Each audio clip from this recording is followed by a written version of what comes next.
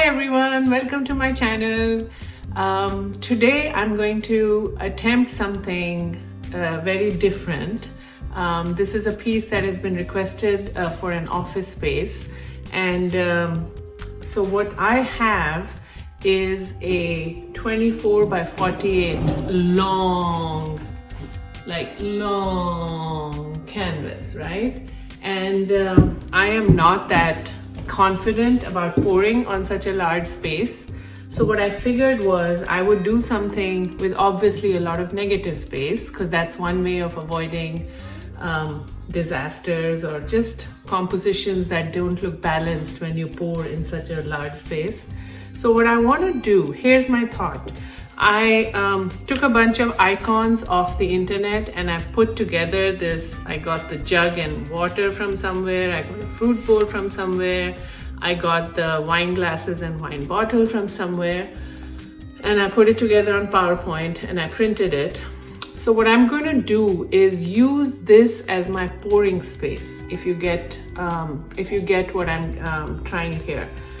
So what I'm going to do is cut out a stencil on contact paper. I have a huge roll of contact paper lying around somewhere. So what I'm going to do is sketch it out in a grander scheme on the contact paper, and then put the contact paper on the canvas, and then pour over this blank space, and then just lightly shade out the shape. So basically what you'll have is a swipe that represents this shape.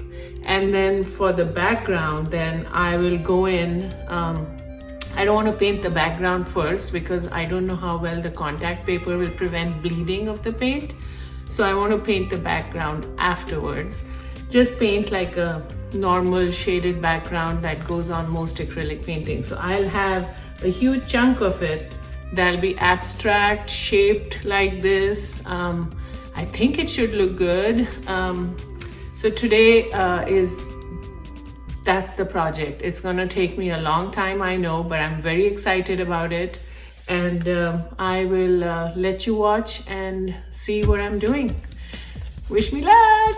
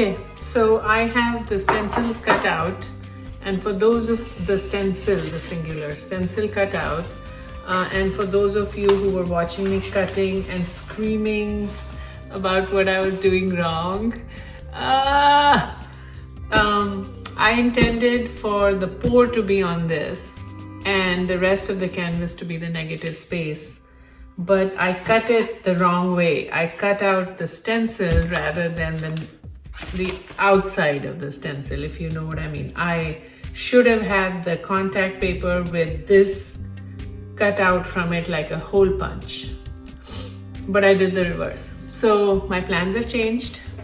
Let's do this. I'm not giving up on this idea quite yet.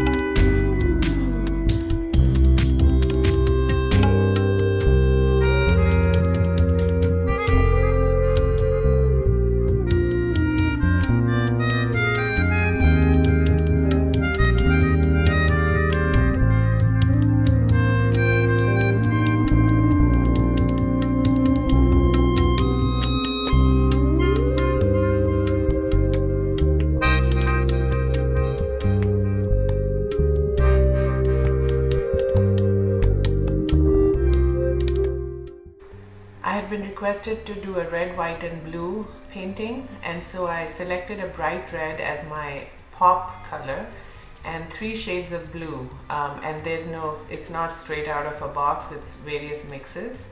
And then of course before starting I applied a base coat consisting of house paint and pouring medium. My pouring medium, as you all know, is 60% Elmer's glue and 40% water. That's what I'm applying here before starting the actual pour.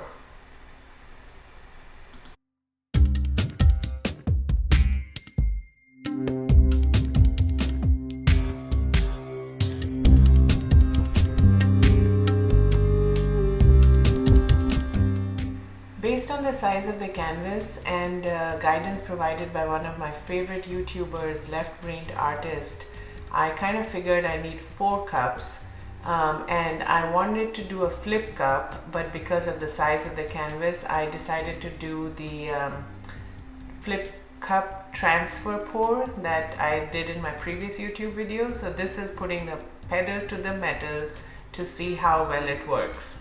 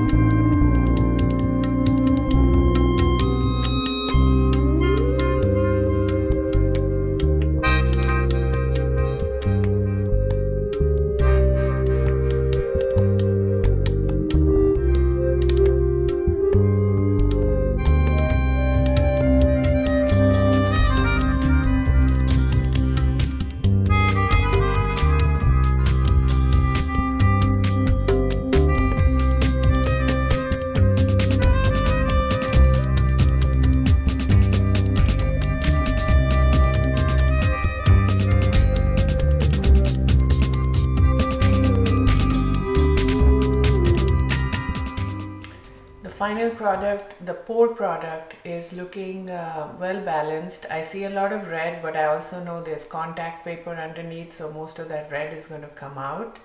Unfortunately, a lot of the cell action that happened is also on the contact paper, so I'll be losing that. But overall, and I also know that this is going to dull down significantly when it's dry.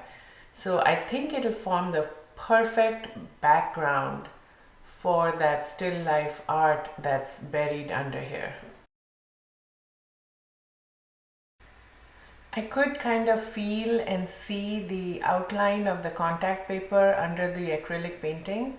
So that helped a lot in finding the little edges that I could tug at. Everything seemed to come off on its own. I did keep this original stencil, as you can see, for reference, so I knew where to pull instead of destroying the painting. I wasn't too worried about the roughness of some of the edges because I knew I'm going to keep painting, so that part would take care of itself. It was just finding those fine things like the handle of the jug and things that were a little bit nerve-wracking, but overall I think it did a pretty good job taking out the stencil. It's something that I'm definitely going to explore, different shapes of this contact paper. It worked really well, as you can see.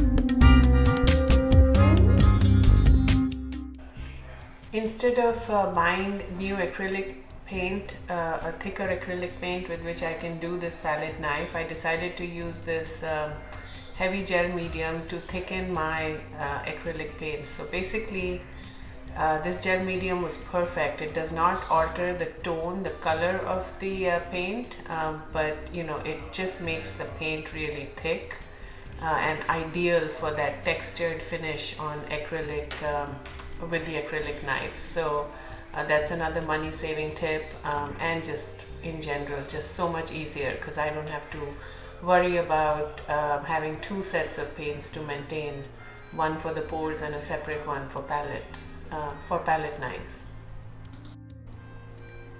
So as I was applying the base coat, I used the opportunity to refine the drawing that the stencil had created. As you can see, the orange that was in my original palette, in my original stencil, did not show up well, so I converted it to an apple, and I found myself very easily able to paint over the acrylic pour, which was good to know because it increases the confidence level in trying these types of experiments again.